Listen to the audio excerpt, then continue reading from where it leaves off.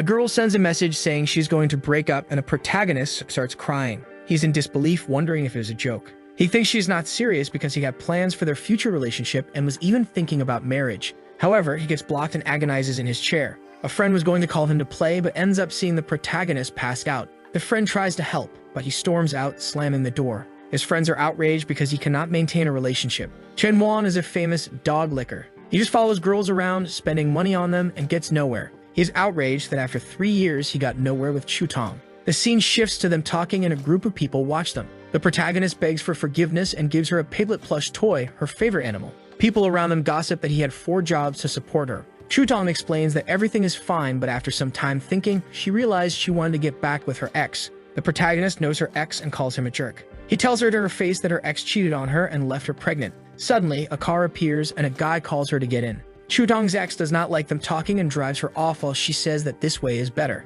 At the convenience store, the protagonist is devastated. As a bootlicker, he thinks he will never have a relationship. But a system appears showing his information named Chen Yuan, with 230 Chinese coins and personal wealth and 1 strength point. However, it also shows another piece of information saying he has 90 billion Chinese coins to be a dog licker. He wonders what is happening. A girl approaches him, asking if something is wrong with him because he keeps staring at her chest. The protagonist looks at her and starts analyzing her stats. The system shows her name is Hu Lil. She is 21 years old, 165 centimeters tall, weighs 49 kilograms, and is almost an 8 in appearance. Her favorability towards the protagonist is -50. The system informs him that if a chosen woman reaches 95 favorability points, she can become his bootlicker. The protagonist is confused, wondering if he has to use the 90 billion given by the system on women. The system informs him that the 90 billion coins can be spent and that they have been credited to his card. It also states that they only work on women, and when he reaches 95 favorability points, he earns 1/10 of the spent value back along with some other rewards. Now convinced, the protagonist invites Xu Lil to eat, saying he will pay for everything. The system informs him that everything is set and he can spend on her. When he reaches 95 favorability points with a girl, he also gets 5 points as a reward, which can be used to enhance his abilities. The girl looks at him and asks if he is trying to show off his wealth. Chu Lil is unsure if he is trying to flirt with her and if he can succeed. The protagonist keeps staring at Xu Lil and remembers that she is very powerful since she made a guy spend more than 30,000 with just 3 words. He responds to her provocation, saying that if she does not test him, she will not find out. She then accepts and tells him to buy snacks for everyone in the class. Xu Lil looks down on him, thinking he dresses like a beggar and yet wants to flirt with her, so she will have to teach him a lesson.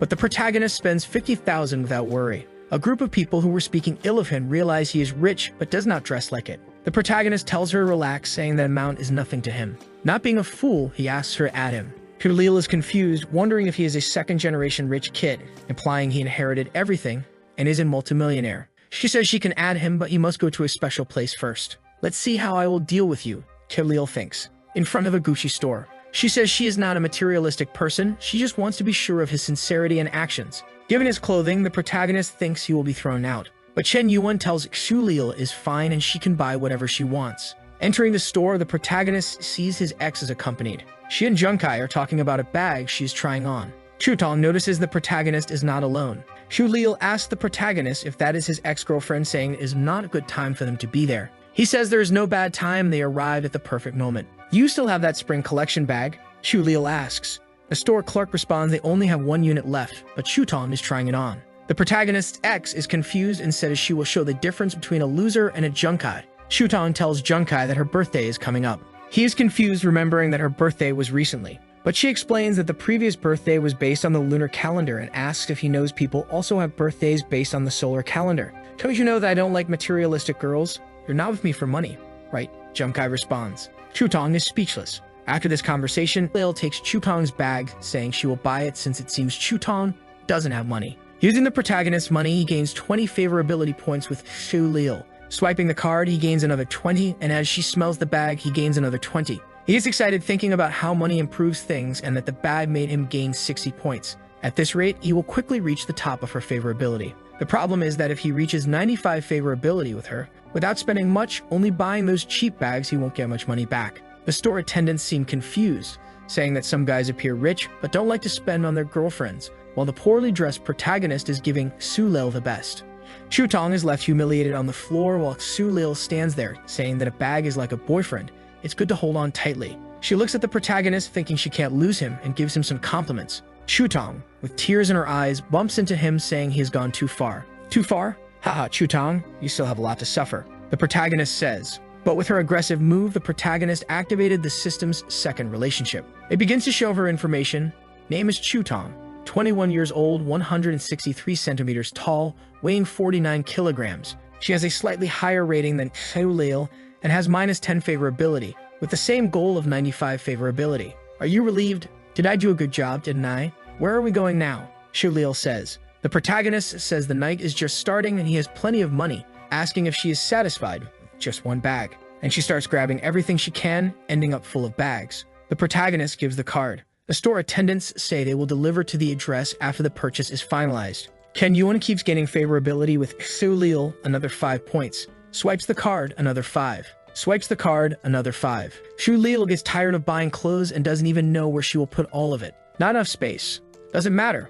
I'll buy you a house, says the protagonist. But this made him lose some favorability. Seulil says they should take it easy since they have spent a lot. The protagonist understands he scared her, and that it's not normal for someone to buy a house for another person so quickly, even for a multimillionaire. Seulil, a junior at the Fine Arts College, 21 years old, 49 kilograms, and her favorite color is black. The protagonist says, implying he knows her well. He asks the store attendant if they have a card he can give to Seulil. She says they do. Then the protagonist asks to put 500,000 credits on the card for Seulil to spend whenever she wants. Chen Yuan gives the card as an apology for the misunderstanding. She blushes and feels happy. He whispers in her ear that if she can't resist, she should just give in to him. Oh, you bad boy, you're a bad boy, my god, Seulil says, and he gains another 30 favorability points. The store attendants go crazy over how attentive and caring he is with her. The protagonist says that having money makes it much easier to flirt with people. Seulil asks him if, even though he buys a lot for her, he doesn't buy clothes for himself. The protagonist says he doesn't have much money. Seulil, wanting to impress the protagonist, takes him to buy some clothes. She starts spending the 50,000 her father sent, paying for a haircut, some clothes, and sneakers. Seulil is impressed seeing the protagonist with a new haircut and sneakers, and he gains another 5 favorability points. Another 5, another 5. The protagonist asks if he did something wrong since he never spent money on himself before. She puts her hand on Chen Yuan's chin and says there's nothing wrong with him. She just thinks now they make a good couple. She thanks him, saying it was a very special day. Now Seulil has 68 favorability points. Back at the dormitory, his friends ask what he did all day and why he is all dressed up. Chen Yuan says he was on a date with Seulil. His friends give some advice, reminding him that not long ago he was suffering over his ex, and now he is with Seulil. They suggest he stay away from her or he will end up very poor. The protagonist thanks them for the advice. Then he receives a notification from Chutong saying that if he hates her, it's best they delete each other's numbers. Chen Yuan looks at the phone, thinking about how he will increase favorability with her since she wants him to delete her number, but he wants to earn money with her. Of course not, how could that be possible? You will always have a special place in my heart, the protagonist says, sending the message. She responds saying she is not with that guy because she wants to be, but because her mother is sick and needs 50,000 for medical procedures. Chutong is impressed, realizing she was only playing with him, and receives a notification of 50,000 that the protagonist sent. Chutong's friend asks who sent that money.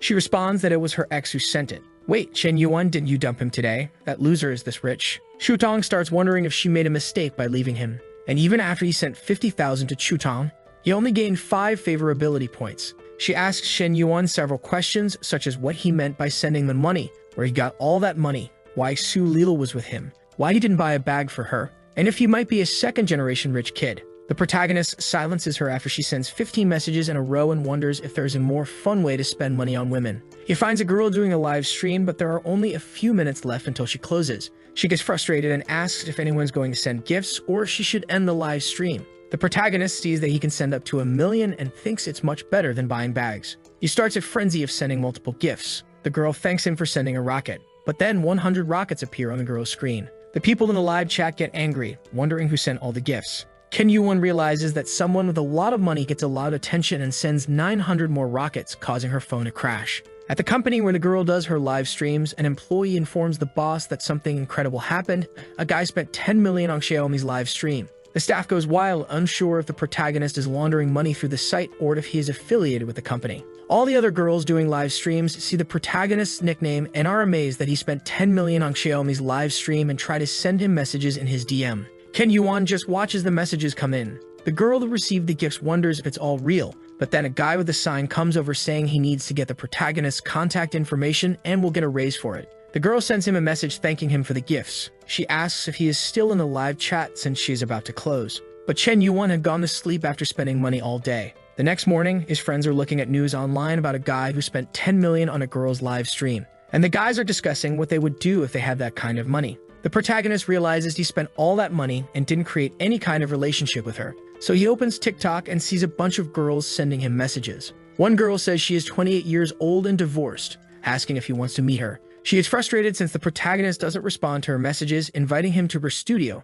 and saying she's waiting for him. He isn't very excited about these messages since he doesn't gain any favorability. His friends are still discussing the amount of money and getting ready to go out. The protagonist asks his friends where they are going without him, and they respond that they are going to see the goddess Zhao Yuki and are going early because they want to see her up close. His friends ask if he had forgotten because normally he runs ahead just to be there from the moment she arrives until she leaves. A system shows her information. Her name is Zhao Yuki. She is the beauty of Hunan campus, the vice president of the student council, and the dream of all the students.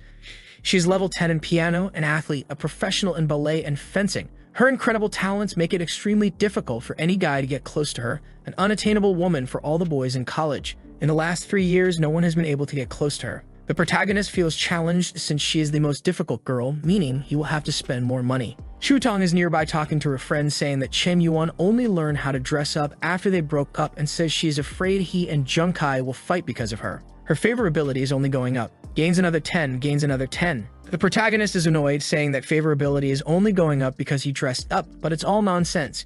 His real focus is Zhao Yuki. One of the guys nearby is talking about wanting to see how his boss will win over the goddess Zhao Yuki, and he says she will fall in love with him. He approaches her, asking for her contact information when another guy comes up asking what he is doing. He doesn't care about what that guy is saying and continues talking to her, insisting that she adds him, saying he wants to get to know her better and be friends with her. The angry guy demands to know if it is looking for trouble and what he plans to do with Yuki. Taken aback, claims it's a misunderstanding and that he just wanted to join the student union because she is the vice president and he wanted some advice. The angry guy scolds him, saying that's not a good enough excuse to hit on her, calling him a pervert. But the protagonist, undeterred, asks if she can add him on Snapchat. She looks puzzled, wondering why so much is happening. The protagonist remains confident that she will add him. The president says he is bold and courageous for putting himself out there for everyone to mock. The other guy admits the protagonist is even more handsome than the last one and asks if he wants to join the student union too. The protagonist replies no, he doesn't care about the student union. The guy is confused why he wants Yuki's snap. Ken Yuan says he just wants to pursue her. Students from another class watch, noting another guy trying to talk to her, but at least the protagonist is bold. Zhao Yuki decides to give him her contact information. Shubang's friend asks what's going on between them.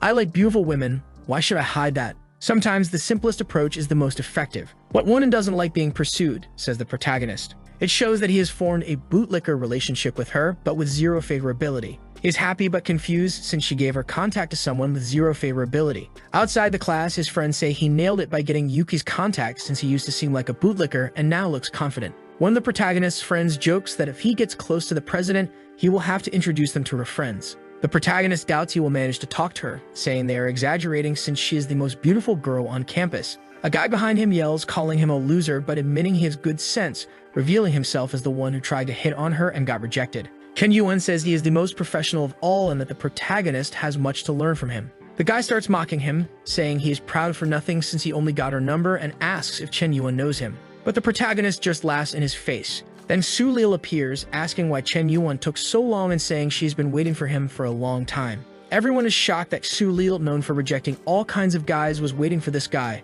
The protagonist invites Su Lil to eat as an apology for making her wait. Su Lil asks if she looks pretty in the clothes he bought her. Meanwhile, Chutong, very angry, listens nearby. The protagonist replies that no girl looks pretty just because of clothes. The couple walks off, everyone watching them. The rejected guy says he doesn't understand, he was just one step behind the protagonist. But he stops complaining when he sees Chutong nearby, asking who that girl was. Shu Lil hands him a drawing she made of him, saying she stayed up all night drawing and if he throws it away, she will never forgive him.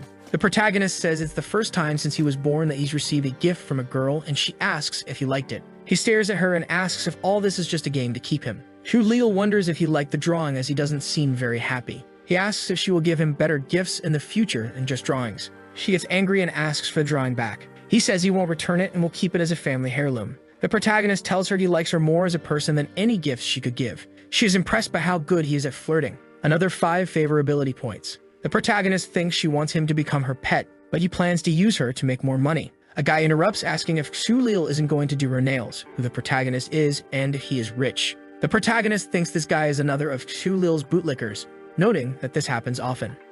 Xulil says she doesn't know who he is and that he doesn't control her. The protagonist steps forward, introduces himself, and asks the guy's name and how long he has been following Xulil. The guy responds that his name is Yang Yu. He's from the arts department and has been following her for 6 months. The protagonist tells him that it's nonsense and shares his own story about being replaced by a girl he followed for 3 years, working 4 jobs, eating just bread every day, only to be replaced by a guy with a Mercedes-Benz. Yang Yu doesn't understand why he is sharing this story. The protagonist tries to motivate him, saying that people who turn their backs on you become motivation for personal development, and asks why a real man can't have a wife. He tells Yang Yu to go back to his dormitory and make her regret her decision. Yang Yu is so inspired that he starts crying. Even Xulil wonders what is happening and why Yang Yu is crying. She awkwardly says that he is just a friend. The protagonist says he doesn't care about her past and points out that she doesn't respect him or herself. He tears up the drawing and tells her she can use the card he gave her, but he doesn't want to see her until she sorts out her relationships. The protagonist wants to see how she will handle this situation, as it's the first time this has happened. Xulil regrets her actions, realizing the protagonist is the first person who truly liked her. And another 5 favorability points. Ken Yuan reflects on how he has matured, resolved things with Xulil, and now it's time to move on. He goes to talk to Zhao Yuki and sees that she is live streaming. She seems the most innocent so far, not having done anything horrible to be hated for. She is doing her live, introducing herself as Kiki, training piano, doing live streams for 2 days, and asking people to take care of her. The protagonist thinks she is cute and wonders if the president is the type of girl who is cold outside but warm inside. Arrogantly, he notices that she has few views and wonders if that's all she gets. At this moment, Xiaomi sends a message asking where he is. He asks who she is. She thinks he has forgotten about her and says he sent many gifts in her live stream and now doesn't remember her. He says he was just joking and asks if she is free to meet up. She says she can't if she has a busy schedule. He just ignores her. She asks him not to be angry, promising a special live stream. The protagonist, annoyed, complains that she still wants him to send gifts. He doesn't have a bootlicker system with her and has already spent over 10 million. Tired of the situation, he decides to give that money to Zhao. A duel appears on the live stream, a one-on-one between streamers. One will compete against the other, and whoever receives more donations wins. They have to compete to get money. The protagonist is happy about the duel involving the president and asks who her opponent is. The crazy girl laughs at the situation, confident she will win against a novice. The protagonist says he doesn't know who will win, and the duel begins. Hiromi has 10,000 points while Yuki is poor with 206. She is giving her best, using all her talent, charisma, genius, and wit, creating a masterpiece. Xiaomi taunts Zhao, saying it's better for her to give up since she has the support of a very rich guy, Chen Yuan. The chat goes wild over this duel. It seems I use all my skills to make money, and surely boss Smokey will be impressed and donate to me, Xiaomi thinks. But then a rocket appears on the screen and she thinks Yuan has arrived. She prepares to thank the protagonist, but then she sees that all the rockets went to Yuki's live stream. Yuki's points jump to 152,000.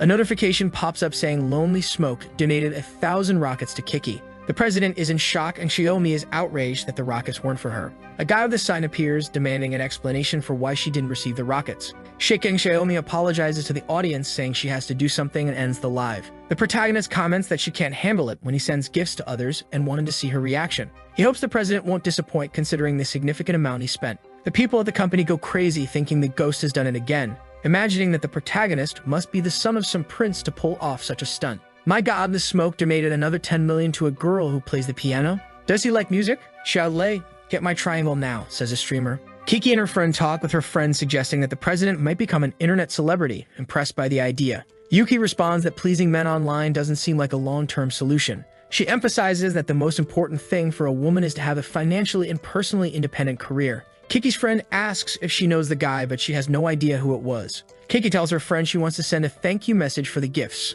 Her friend is indignant, reminding her that she said she didn't want to get involved with anyone. Then she exclaims, saying maybe she knows the guy, thinking he must be the son of someone very wealthy. She speculates that he must be extremely talented and raised in an extremely rich family, but prefers to live an ordinary life, thus finding a common girl and deciding to like her as a common man. She explains to her friend, saying it must be that. Her friend dismisses it, saying she's been watching too many dramas. Kiki imagines how difficult his life must be, pretending to be an ordinary guy. Her friend tells her to go to sleep, saying it's late, but Kiki really wants to thank Chen. The protagonist looks at his phone and sees a message from a girl asking if he's free to eat. and he says he wants to eat his favorite dish, crayfish. She agrees and says she'll meet him at the school gate in the afternoon. She didn't ask where I got the money for the gifts, just invited me to dinner. I want to see what she's up to, he thinks, staring at his phone. The next morning, the protagonist arrives at school on his scooter. A guy standing by a Mercedes asks if he's waiting for someone. The protagonist asks if he is waiting for someone too. The guy says he's waiting for his girlfriend. Then the pianist arrives and the guy tells the protagonist not to look too much because to win over someone like her,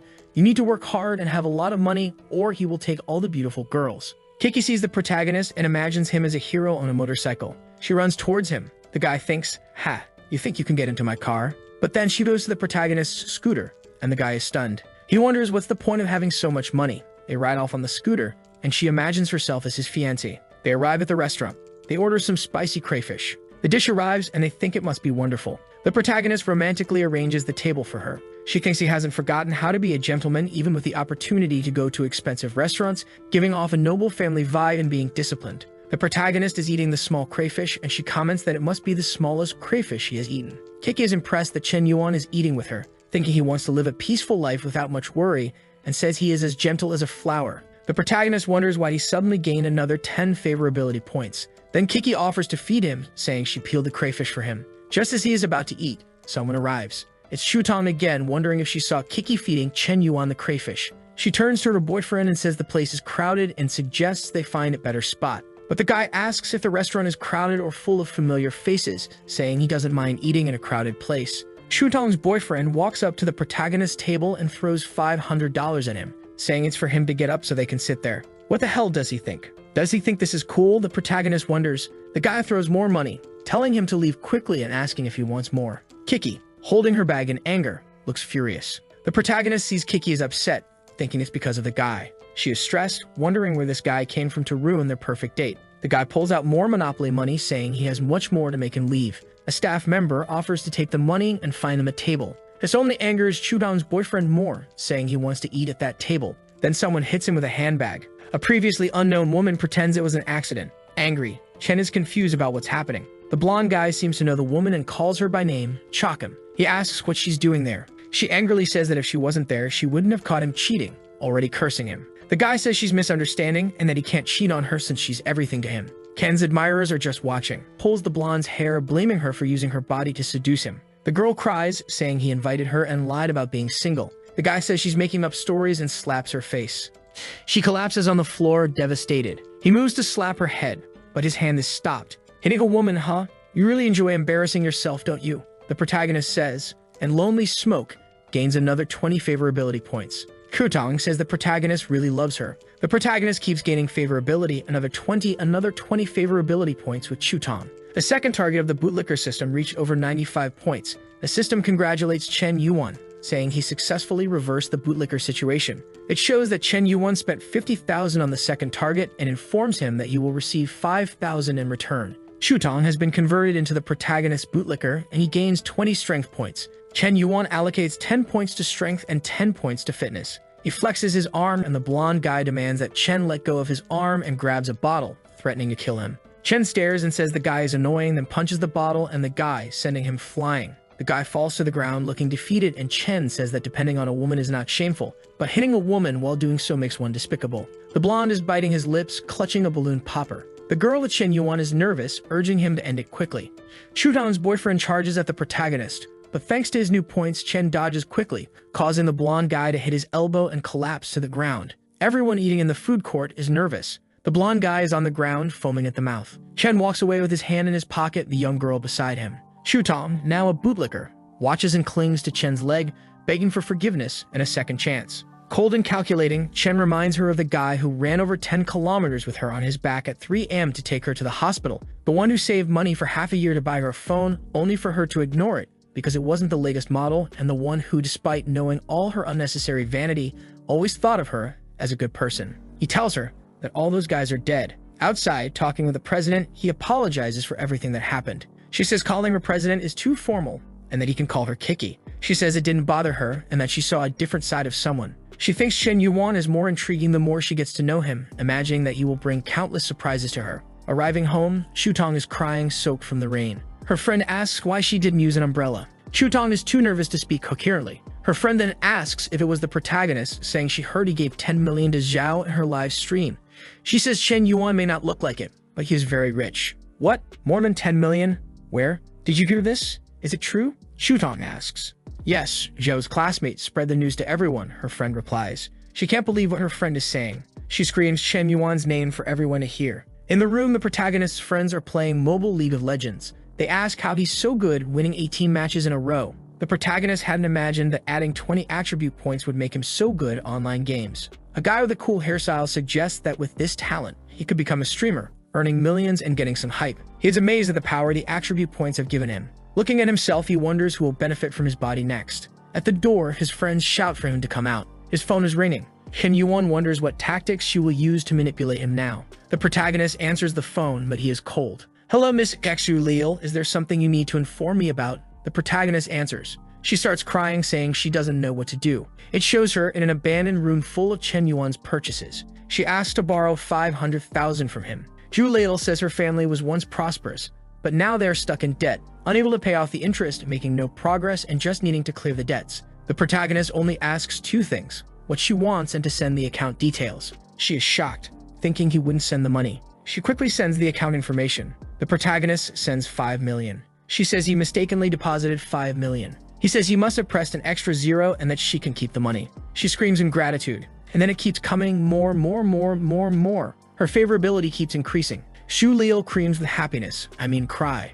Zhu Ladle thanks the protagonist and promises to pay him back when she can. Her favorability continues to rise, now reaching 94. The protagonist sees her favorability at 94 points, complains about not being able to win her over quickly, and considers confessing, but quickly dismisses the thought as those who reveal their true feelings lose. The next day, the protagonist is hanging out with his friends when someone calls his name from behind. When he turns around, it's Chutong, holding some pastries and asking if he wants to eat them in the classroom. The protagonist's friend is shocked, wondering why she's bringing breakfast for Chen Yuan. But then Yuan hears someone else calling him and sees it's Leo, who also brought breakfast, saying he must be tired of eating cafeteria food. They face off in a bootlicker showdown. However, once again, someone else calls Chen Yuan. His friends are outraged that he has yet another girl. The protagonist wonders who it is this time. It's the president, who brought ramen for them to eat. The three girls glare at each other. The president is the second most beautiful girl on campus with a commanding aura. The protagonist receives the ramen and asks how she knew he liked ramen with meat. She says it was easy to guess, since they had a date.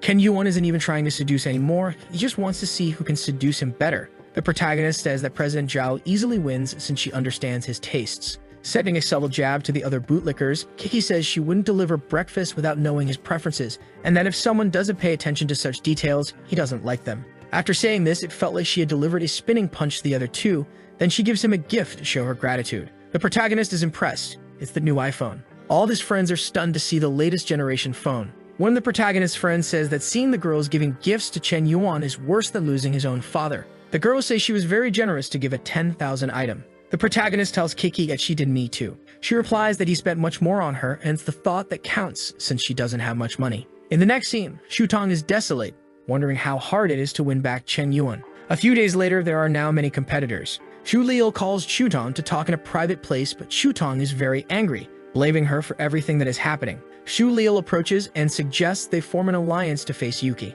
In the next chapter, the protagonist is there with his iPhone praising Yuki for the gift. She looks back thinking he said something, but Chen Yuan says it was nothing. The protagonist has 40 favorability points with the warrior. He thinks that if it weren't for those ridiculous 40 favorability points, she would have fallen for him by now. He is impressed with her actions, feeling like she's making him a different person. He is far from completing the favorability points, but she acts as if he already has. His phone rings, and it's Yahello. The little streamer from TikTok sends him a message, saying that last time they couldn't meet, but she was joking and they can meet, though she fears meeting people from her live stream. The protagonist is confused, wondering if that is some kind of excuse. He says she should at least send some photos because he is not easy to win over. He receives a message from someone named Dragon King inviting him to join a legendary group of otakus who are trashy and donate money. Chen Yuan joins the group, now called Solitary Cigarette. Someone is surprised that the Dragon King invited the protagonist, saying he's the biggest donor they have ever seen. The protagonist sends a message introducing himself in the group and asks them to take care of him. Someone says he has the appearance of a rich person and must have some kind of talent. Another person says they have a business and asks if he wants to participate. Chen Yuan, these rich kids want to test me. Fine, I'll play with you, he thinks. Yes, sure, I can help you, let's talk. Message me privately, the protagonist says. "Hey, Big Cigarette, I have an insane villa for sale. Are you interested?" Another person asks. The protagonist asks where the villa is, and the person sends the address. The protagonist says the villa is in the Enku district and a house there is worth $1 million. He plans to buy an apartment and will go check it out in the coming days. Inside the mansion, a bald guy asks if the protagonist is really considering buying it and if Chen Yuan really has money since he thinks he doesn't exist. The protagonist receives the address and wonders how much favorability he would gain if he gives this villa to her.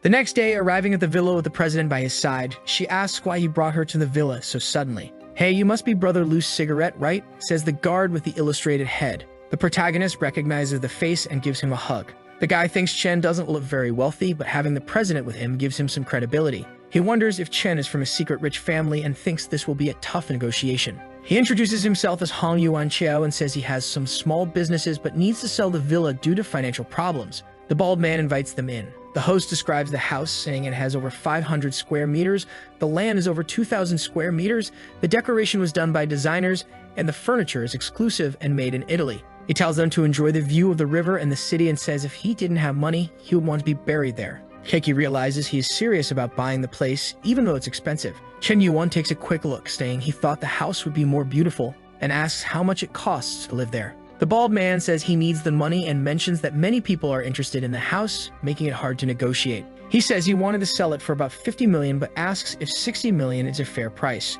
Chen Yuan lets out a The man wonders if the price is too high for him, and thinks it's hard to fool the son of a noble. The protagonist says he didn't expect it to be so cheap. Everyone in the room is impressed by the protagonist's response. The bald man thinks he should have asked for more, like 70 or 80 million. The protagonist asks Kiki if they should buy the house. Kiki is surprised but says she doesn't care if he buys it or not. He gets close to her and says he's buying this house for her. The bald man is shocked, never imagining he would buy the house for the president. Kiki stands there like a statue, stunned, saying 60 million is too much. She imagines Chen Yuan locking her in the basement, tying her up. She apologizes, saying she can't accept such a gift. The protagonist takes her hand, asking her to listen to him. He explains that there's a restriction on the number of properties he can own, and he has several houses. He was thinking of transferring this one to her name. That way, she will have her own house. She imagines doing crazy things with him. The protagonist whispers, asking if she thinks relationships are important, saying everything he has is also hers. Getting another 10 favorability points, another 10, another 10. He reaches 90, just 5 more to go.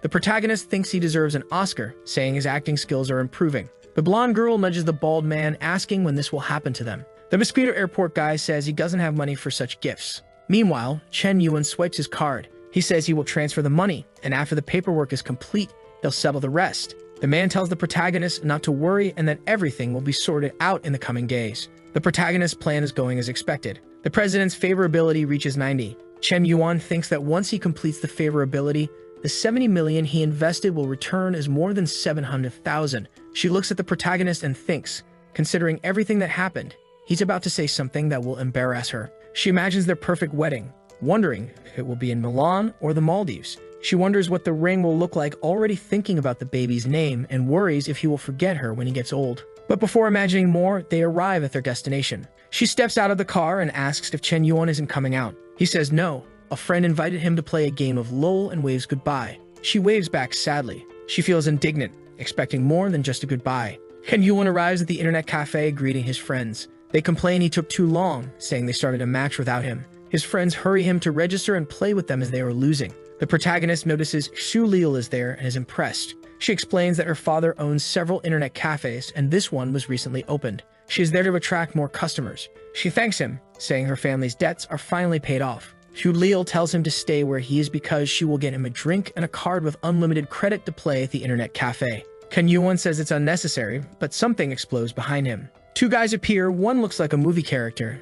He asks Xu Liu if she is Lao Shu's daughter and when her father will pay the debt. Xu Liu, looking disheveled, says her father paid the 5 million debt and asks what they want. The guy says 5 million was just the beginning, and there are still 15 million in interest. She says it's a scam and threatens to call the police. The guy grabs Xu Liu by the wrist, telling her to be quiet and that if she doesn't want to pay the 15 million, they will take her. He says that after 1 or 2 years, she would pay off the debt working at his nightclub. The protagonist pulls her arm away, telling the guy to stop if he wants to leave alive. Xu Liu goes crazy. The thug says the protagonist doesn't know what he's getting into and orders his men to kill him. Then chaos ensues with some guys wielding cake cutters and others using their bare hands. The protagonist lands a sneaker kick on the thug's chin. His friends are impressed, saying it looks like a cyclone kick. The scene changes to the thugs running away to avoid getting beaten. The casino representative says if they see them on the street, there will be no more talking. With 95 favorability, Chazulil throws herself into the protagonist's arms. The system congratulates him for getting another person to 95 favorability points and informs him that he spent 5.3 million,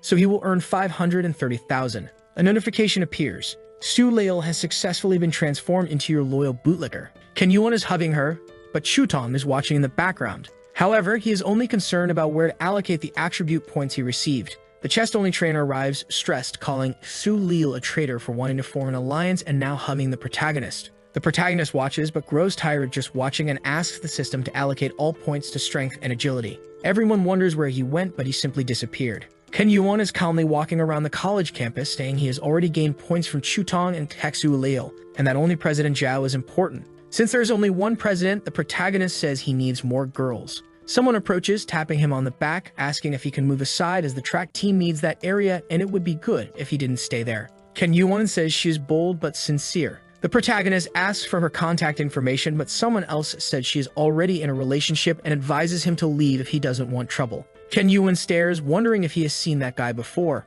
He has a flashback and remembers that this thug was beating him up and tells him to look at himself before criticizing others and asks why he was chasing after Xiaoyu. Remembering everything, he says it's easy to find old enemies. The protagonist activates the system on the guy's girlfriend. The system shows her information, stating her name is He Jiaying. She is 19 years old, 1.69 meters tall, weighs 50 kilograms, and has an appearance rating of 8.2. Her current favorability is -5. Considering the difficulty, the system will grant more attribute enhancement points. Ken Yuan celebrates, saying he can get 22 points. The jealous guy is in line for the race. People wonder who that guy is in the last lane, saying they have never seen him run. The race starts and the guy runs, saying it's too easy, and he must be racing ants. But he doesn't realize the protagonist is passing him at flash speed, leaving only smoke. Ken Yuan asks Liang to watch as the protagonist will win in the sport he trained for his whole life. The guy, almost exploding with rage, asks if Chen Yuan is underestimating him. He doesn't realize, but the protagonist glaps him entirely, wondering how this is possible. The protagonist mocks the guy, saying he trained for a decade only to lose to a week's worth of favorability points. The crowd goes wild, everyone impressed that in 15 seconds, he is on his 5th lap. Chen Yuan arrives happily at the finish line. The most loyal girl in all of China is impressed that Liang lost. The announcer says something incredible is happening before their eyes, a new champion who will break any existing records. A muscular professor approaches the protagonist, saying Chen Yuan has extraordinary abilities and asks if he wants to join the track team, promising that with a little more training he can reach the national championship. The humiliated guy asks if the spot wasn't already his. The protagonist mocks Liang, asking if the spot was his, saying it isn't anymore. The last romantic girl in China imagines that the protagonist is a professional runner. With that, she gains 5 favorability points. The loser approaches and asks if she was thinking about something else. She says no, she was just worried about him. Another 5 favorability points and another 5 favorability points. Kiki is back in her room asking where she was. She asks if she didn't know that the protagonist bought her a house. She is shocked by the news and asks if he really bought a house for her. She explains that she was busy visiting the house with him and that it cost 60 million in Anku. Her friend wonders how a president can be so lucky and yet so naive. She picks up her phone and sees something happening on the forums, calling Kiki to see it too. The rumor says that Chen Yuan from Ri University is a human trash, involved in multiple relationships simultaneously, and the two of them look at each other. Ken Yuan wonders if he really was trash, saying he was just spending money, and then it's all slander. 3 cheese puff eaters are celebrating that they are going to ruin the protagonist's reputation. A guy appears behind them, asking what they were doing. The 3 are startled and say that the protagonist has been too arrogant, and they are trying to teach him a lesson. The race loser also sees the news about the protagonist and wonders if he isn't the guy from the race. Now that he has the protagonist's name, he remembers beating him up when they were younger. He says they went to the same high school, saying the protagonist was crazy since childhood and has a lot of information about him. The loser says he used to cling to and annoy the girls. The 3 boys put him in a chair, asking more questions, wanting more details about the protagonist to post and ruin his reputation. Liang says that after winning that race, the protagonist thinks he will get away with it, but he will change how people think about him, saying even the coach won't want to help him, calling him the trash of the university. The news says he is the biggest trash there and that he is involved in relationships with multiple women, always objectifying them, and warns to be careful with him. One guy adds that the girls he got involved with didn't do so voluntarily. They say he bothered the girls so much that even their grade averages dropped. Everyone seeing this says they never imagined that about him. The girls are in shock. In the president's office, he takes the guy's phone and says the protagonist can't stay at the university, but he will personally investigate Chen Yuan and have him expelled. In the next chapter, someone says that Chen Yuan is a very special person, imagining that the protagonist can't see a girl suffering without wanting to spend all of his money to help. Kicking the Joker, "Hey you trash, I hate men who hit women." Whenever night falls, he transforms into a black knight. With strong punches, he ends all evil. A mysterious and powerful man protecting the city of desire and sin, and the one who said this was none other than President Kiki. She says that to her, the protagonist is a hero. The guys ask if calling him a hero isn't an exaggeration and ask where she got that from. Kitty says it's her intuition. The guys wonder if they can trust her testimony. The guy helping the president says she is the vice president of the student council, a bit quirky, but trustworthy. The president frowns, saying he doesn't want to know and asks them to question other people. The president says no one better than him can be in that place. Now they go to talk to Chutong. "Hello girl, we have some questions about a classmate of yours. His name is Chen Yuan, please come with us," said the interviewer. Chutong says he is too good, but she wasn't enough for him.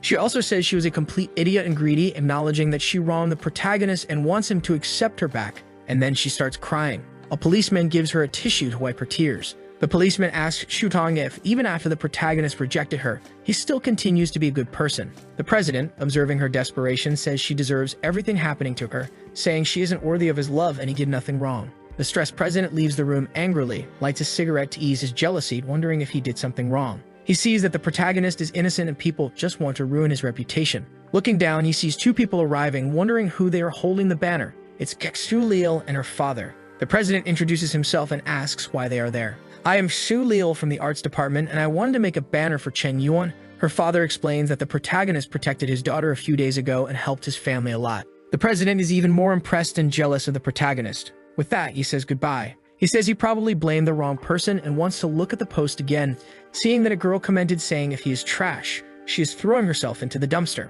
The girls are all sharing and the protagonist is running. Various girls praise him, saying that when they saw him, their hearts beat faster. The president is impressed because only women are defending him. He thinks people are doing this to him because he stands out so much. The president says he understands Chen Yuan and that he will bring justice and not tolerate any complaints or offenses against him. The president gathers all the students to talk about the rumors regarding Chen Yuan on the school forum. He says he conducted a thorough investigation and admits that the protagonist is honest and that all the rumors about him are mere slander. He is there to clear Chen Yuan's name.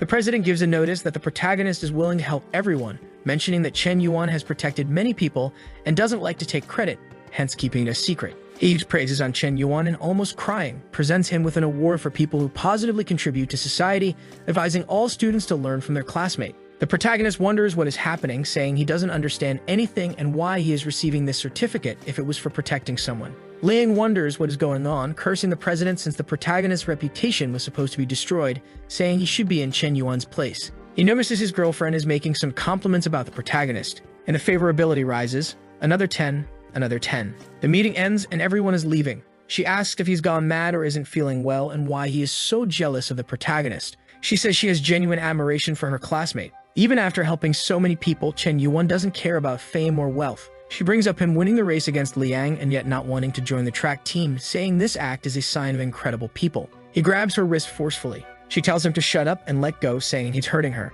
The loser gets close to her. Chen Yuan is useless. Liang starts boasting about having a Tesla and many more things than him. But right next to them, the protagonist calls the bald man to pick him up, saying he doesn't want to be picked up in an expensive car and wants to maintain a humble profile. This is just the illustrated head, who came in one of the new cars. The bald man apologizes, saying he was sure on time, so he came in that car. The protagonist gets angry and tells him to pay more attention as he said not to come in an expensive car. The guy says he understood the message. Both of them look on. And with that, the protagonist leaves. Liang's girlfriend says she's tired of the situation and wants to break up. He says that's impossible, but he ends up desolate on the ground. Chen Yuan transfers some money to the bald man. The guy thanks him. The protagonist says that while everything is being resolved, he will return to school. The bald man offers a ride, but Chen Yuan says it's unnecessary as the car draws too much attention. The guy says okay and just asks the protagonist to be careful. Walking through the city, the protagonist says that the priority is President Zhao, needing just a little more to complete the system and get the 25 attribute points.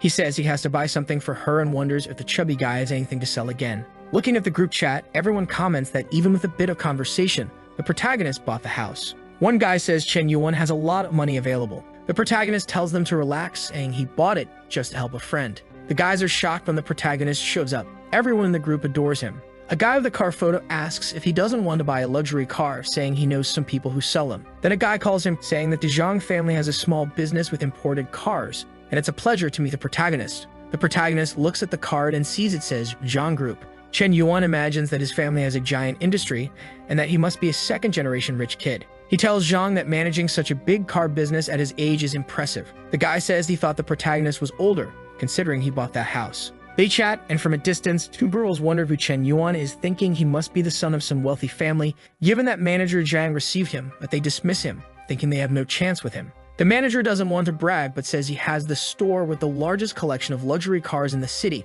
saying the protagonist can ask for any car he wants. The protagonist thinks of the legendary car and says he wants a Bugatti Chiron. The guy thinks Chen Yuan must be joking as there are very few units. The protagonist says he doesn't have it, and Zhang feels embarrassed. Chen Yuan asks if they have a Lamborghini Veneno. Zhang responds that they do not. The protagonist asks if they have a Pagani Huera. Zhang replies that they don't have that either. The salesperson is sweating profusely, saying that Chen Yuan is rooming the place. The manager explains that the vehicles they have for sale range from 2 to 8 million, and the cars the protagonist wants are a bit out of that range. The protagonist is disappointed, saying he expected more from Zhang, who claimed to have luxury cars. Zhang thinks the protagonist must be joking since he bought a house at that price, but it seems he wants a car of similar value. The manager says they don't have the cars he wants, but they do have a Ferrari LaFerrari that he should take a look at. He mentions it is one of Ferrari's rarest cars, with a V12 engine producing 800 horsepower, dual transmission, and it goes from 0 to 100 kilometers in under 3 seconds, costing only 22 million. He asks for the protagonist's opinion on the car. Chen Yuan says that Ferraris aren't considered very expensive but not cheap either, and that it might be the perfect gift for President Zhao. The protagonist says if the price is above 20 million, the deal is done. Chen Yuan commends Zhang for his effort and says he wants to swipe the card right away. He asks if the car can be delivered to Riverside Villa,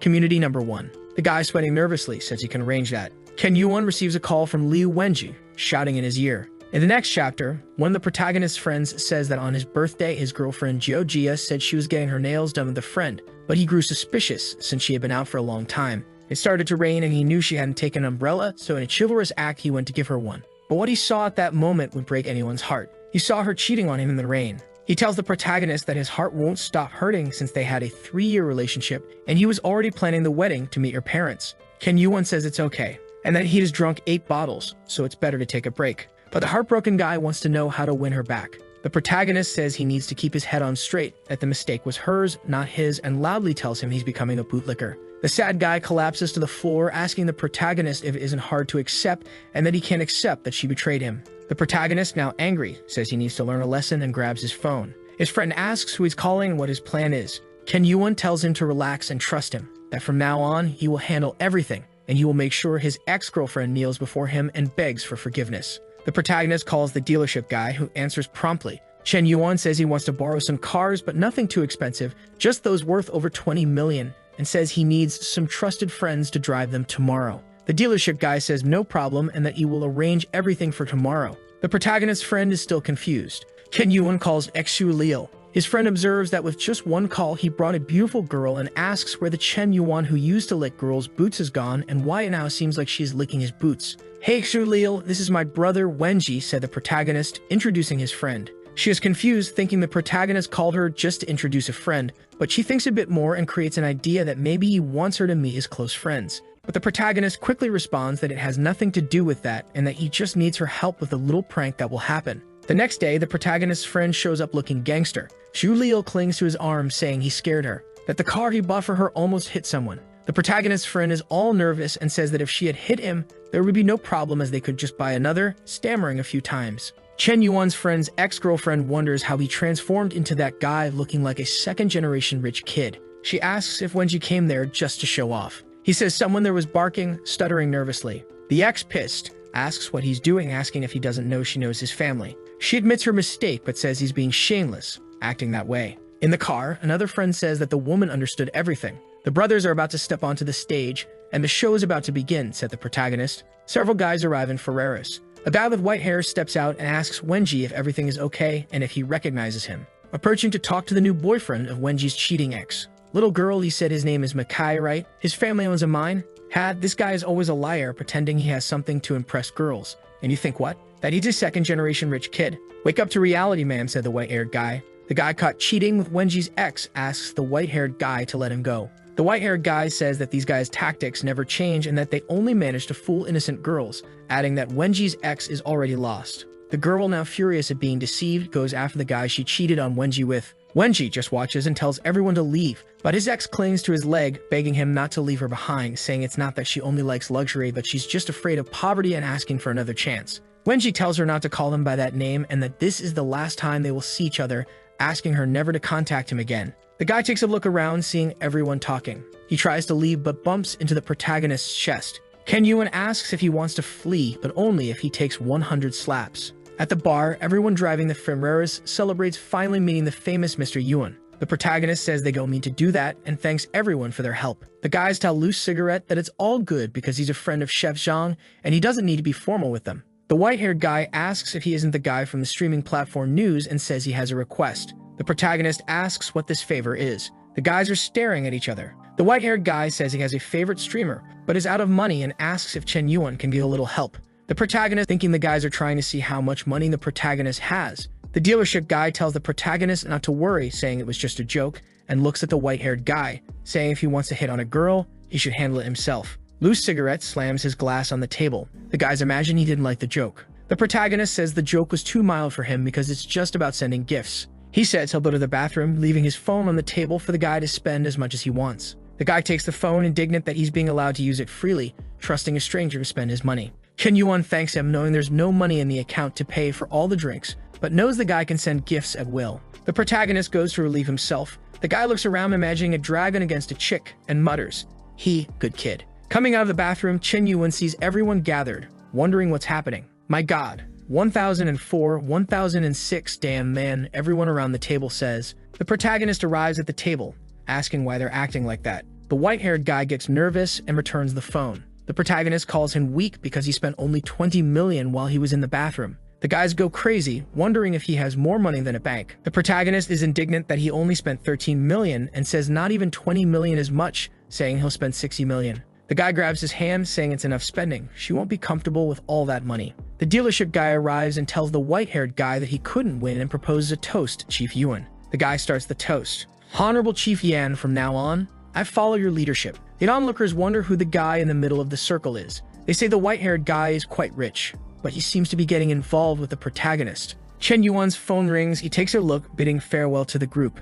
The blue-haired guy realizes the protagonist's plan and says he's running away because he doesn't want to pay the bill, but another guy calls him crazy and asks if he didn't see the money spent in front of them, and the guy just agrees. The message was from the little streamer saying she's in town and can't wait to meet him. The protagonist says he's free tomorrow and sends her some kisses. Chen Yuan gives a stare and says that after a long time he will reap the rewards of his kindness. Arriving, she thinks it will just be a date and that with her charm she won't have any problems. The next chapter starts with a huge message. It's from Chuton, saying they can start over, and that she imagined them traveling the world, tasting all the dishes, but when she woke up, she saw she was alone and asks for his forgiveness. The protagonist went there, blocked and deleted her contact because of his date with a little streamer. The girl asks what he was doing, but Chen Yuan says it was nothing important and asks what she was talking about. She remembers the boss scolding her, saying he spends more than all her fans in a day, and even if she has to strip and put him to sleep, she must capture him.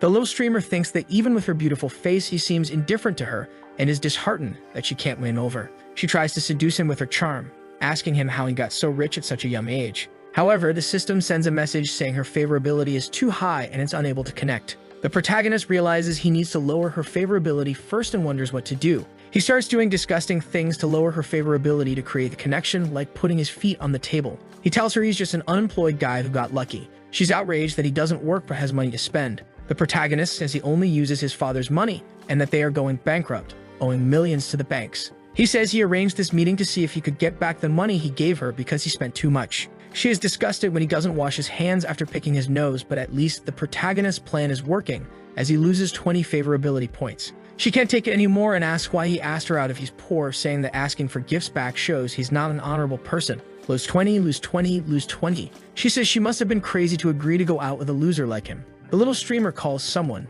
saying she met the protagonist and he keeps bothering her, thinking he might be a stalker. The protagonist is dismayed to find such a dishonest woman, calling her shameless for changing her demeanor so quickly. A guy bursts through the door, asking who's bothering his woman. She runs to him, saying she was scared to death of the pervert Chen Yuan. The guy ignores her and approaches. Brother Yuan, you're here too, said the Shopee protagonist. The guy is impressed to meet Chen Yuan, saying it's an honor to know him. She is confused, not understanding why Mr. Yuan is being so polite to him. The guy is one of the richest second-generation heirs, owning several industries in the area. He slams the table, calling her stupid, saying she's bothering one of the most important men, calling him poor. She wonders why he's doing this, thinking the protagonist was testing her sincerity and realizing she messed up big time. The little streamer knows she needs to win him back and starts apologizing, begging for his forgiveness. With that, the system connects with her. The protagonist takes a look and says it's fine, that she's just a young, inexperienced girl. She says she understands and that he truly is her favorite. +10, +10, +10, +10 favorability points.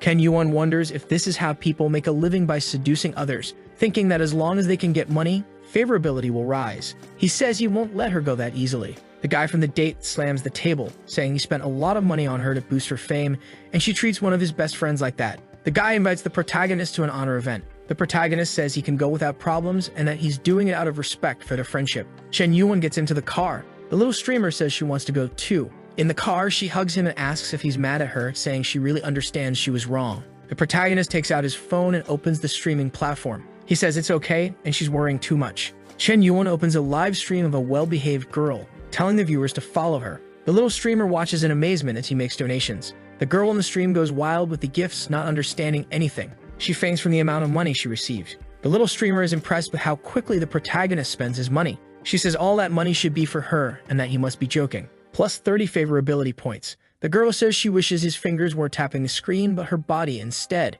and he gains another 30 favorability points. He watches, saying she's crazy for enjoying watching him humiliate her by giving money to others. Arriving at the location, the guy welcomes the protagonist, saying it's the most reputable private restaurant in the city, only accessible with a special membership invitation, and it has 3 important features. The protagonist is confused about the 3 important features, guessing impressive food, a unique setting, but can't figure out the last one. The guy is impressed he guessed 2 and says he wouldn't be able to guess the 3rd. Ken Yuan sees the president playing her instrument, and the guy says that's the 3rd point, the chef's daughter, Zhao Yuki. She stands up and they exchange confused glances. She sees the little streamer clinging to the protagonist's arm, and he loses 5 favorability points as she breaks her instrument, sad and tearful. The protagonist sees her run away, complaining that he was so close to a counterattack and wondering if he can take advantage of the situation and fix everything at once. He throws her against the wall, and she says he's a big idiot for playing with her feelings. Chen Yuan says he can't lose this chance, that if he lets her go, he doesn't know how he'll fix it later. And then he takes a risk, asking if she has seen a particular movie. She asks what he's talking about, saying she's tired of him, and now he's asking about movies. But Chen Yuan lights a cigarette and says he's the son of a tycoon, asking if she knows he has an extraordinary background and must be wondering why he lives such a mundane life. He says that in his family there's a secret rule. When someone turns 18, they must spend 10 billion in a month to receive a fortune of 50 billion. The protagonist explains that his focus is to spend this money, saying he's invested in various projects, activities, donations, and environmental protections, and mentions that this girl was a streamer he donated to because he needed to spend the money. He says this situation was just a small misunderstanding, and that everything he told her is a secret that only she knows, asking her to understand. Ken Yuan says this is a secret he's been carrying for a long time and bids her farewell. Kiki says she's causing more and more trouble for him, and it's so hard to see how he will inherit this fortune. She sees Chen Yuan and hugs him. She says she's not ready to say goodbye to him and that it was a mistake for her to think that way about him. Hugging him, she thinks he really cares about her because he revealed a family secret. With that, she gains 20 favorability points. On the way back, she apologizes for getting stressed out, saying it wasn't intentional, and that Chen Yuan is her friend too, and that she'll pay his bill. The guy is impressed that in less than 5 minutes, he managed to make up with the president. However, the little streamer is not happy at all, very angry, saying Kiki thinks she's all that, but she's the one who will win Chen Yuan. At the table, she asks what his relationship with the president is. But then the president says the protagonist hasn't revealed his real name yet and that it's good for her to call him brother from now on since he's probably younger than her. The guy says the president is dominating the interaction. Just staring at her, the little streamer holds herself back. Ken Yuan tells the 2 of them to stop and to eat quickly because he's hungry. The 2 of them glare at each other. The guy says Yuan doesn't care about anything and that he's very mysterious. One's a famous streamer from the Shark platform, a wealth reaper, and the other is a renowned talented woman with aspirations higher than the skies. He says the protagonist has the best of both worlds to choose from for his future. He says Chen Yuan has surpassed the art of seducing women and can be called a succubus for girls. At first he was impressed by his wealth, but now he will follow him as a spiritual idol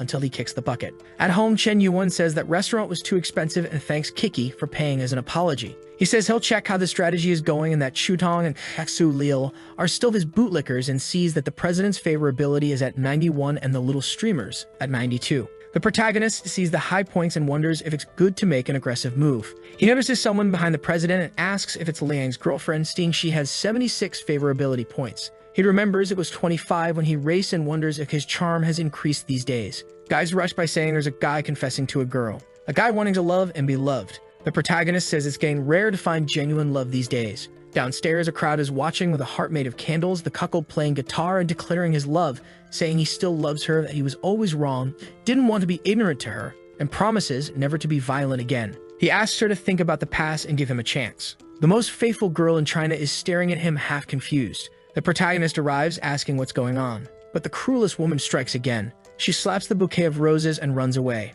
Liang keeps saying she doesn't need to run since her true love is right there. She arrives and asks if his name is Chen Yuan, saying she finally found him and begs him to add her. The guys go crazy, wondering why she's going to another guy. Liang says she disappointed him. The protagonist talks to him about his frustrated expression and asks if the situation was incomprehensible. Liang asks if he doesn't want to close the coffin lid right away. Chen Yuan says he's always been envious of his good looks and athletic talent, and he always won the hearts of girls, but now that he's lost, he's panicking. He says the mind consumed by the desire for victory made him ignore his girlfriend's feelings. He's the one who pushed her away bit by bit, and now he's on the ground playing the victim. The guy admits he's right and that it's his fault. Several girls are watching, wondering what's going on. They say if he was aggressive, he doesn't deserve dignity, and if he treated her badly, there's nothing to resolve. The girl stares at the protagonist, saying he understands her. With that, her favorability reaches 91. Even though Chen Yuan did nothing. He didn't give money, just looked at the girl a few times, and she already loved him. The president's friend says she needs to find a way to talk to Kiki to warn her that she's not the only one talking to the protagonist. She opens the door desperately, asking if she has any problems and saying that Chen Yuan is cheating on her and that she should stop everything because of it. She leaves a like in the video to help Mamoru make more juicy content for his viewers, activate the cheeky little bell, and I'm out.